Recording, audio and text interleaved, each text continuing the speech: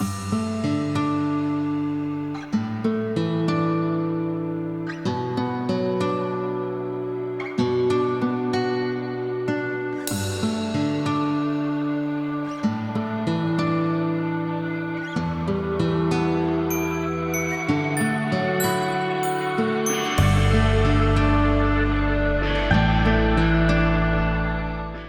reinventing myself. I'm me and nobody else.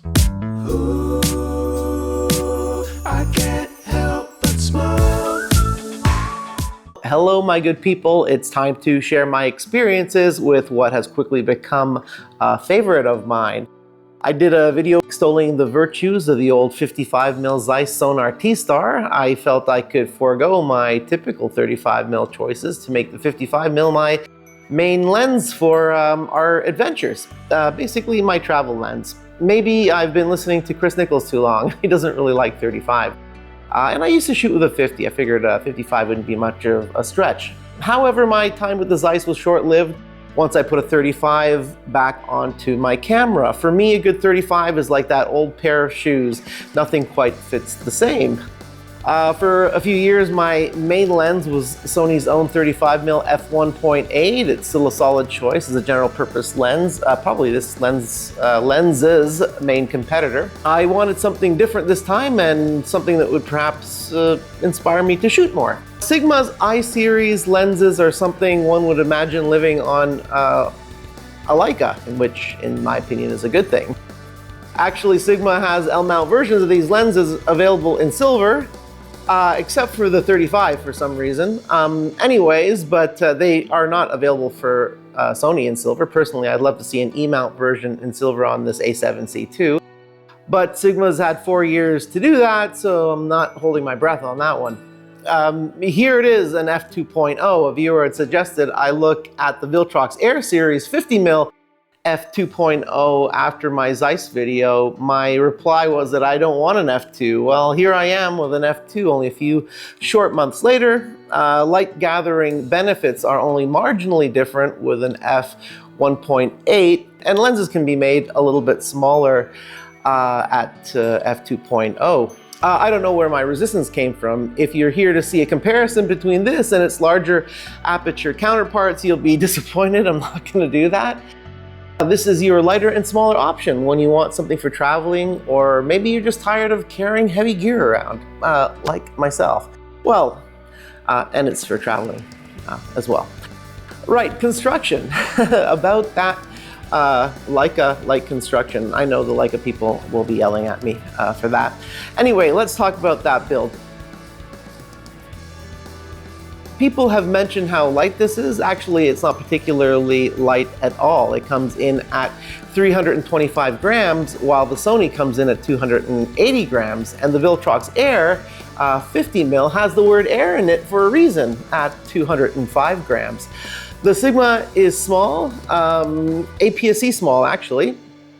The diminutive size comes at a price though, which I'll talk about soon, that price that is. What you'll get for that weight, metal everywhere, including the lens hood here. It does even come with a magnetic lens cap, and it comes with a plastic pinch cap as well. It's very difficult getting that magnetic cap on and off with the hood on. Anyway, this thing is absolutely gorgeous. By the way, that hood goes on really nice and snug. Some people complain that it's a little vague going on there. I haven't had that issue at all.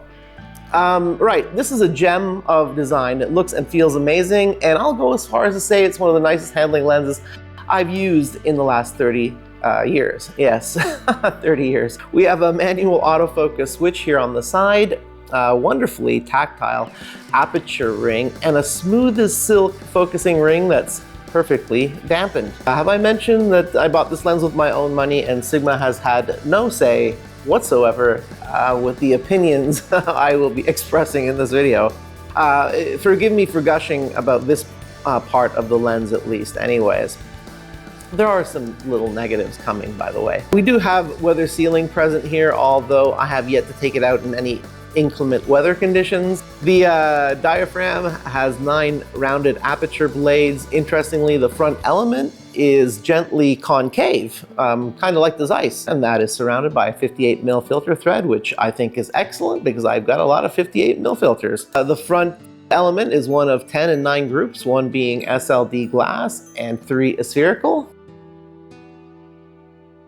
When I mentioned the size of this, I also mentioned that that comes at a price. The corners are soft, wide open, at the minimum focus distance. They're actually terrible. Now that's at the minimum focusing distance, wide open. The old brick wall test at the minimum focus distance of about 10.5 inches shows us that, although center sharpness is very good throughout. Some will find those corners disappointing if you're a nitpicker. If you're doing any kind of critical work where the corners have to be perfect, I would keep it at f8. Physics are inescapable as usual, so diffraction takes over north of f11, so you'll want to avoid any aperture smaller than that, that's for sure. We get some green fringing in high contrast areas, another effect probably of its compact size. Nothing of concern when lens corrections are enabled. Bokeh does exhibit cat's eye shapes on the periphery with a little onion ring outlining, but overall I'm really happy with the results. Bokeh in general is very nice, quite smooth. The AF is handled with the stepping motor and is remarkably responsive for a lens this small and at this focal length. For video people out there, it's also very quiet, but video people should also know that the lens also exhibits some pretty heavy focus breathing. Yes, the aperture clicks and can't be declicked, and it clicks loudly. So just don't touch that if you're shooting video, okay? At least not if you're recording audio on the camera. The MSRP of this little guy is $639 USD, and after taxes, that's over $1,000 here in Canada. But for those who appreciate an experience when shooting, may not flinch at that price tag. I do love an experience, although, yeah, I mean, it's an expensive little lens. Anything built like this is usually gonna cost more anyway. If you can overlook the corners at the minimum focusing distance and wide open, that's great. If not, you're gonna have to look elsewhere. I wanted an alternative to Sony's 35mm f1.8, a lens I've owned several times before. I've bought and sold it. I just wanted something different, something that would inspire me to go shoot, and that's what this is. The Sony is sharper, a little faster, and being a native lens, it's got slightly better AF. Will any of those things have a meaningful impact on my results? Probably not. What I do know is that this lens got me excited about using it, and shooting more will definitely benefit anyone's results, right? As usual, I hope you all got something out of this one. Please consider throwing me a like and subscribing with notifications on to make sure you don't miss any of this content in the future. Until next time, keep working to make your chosen idea a reality. Peace.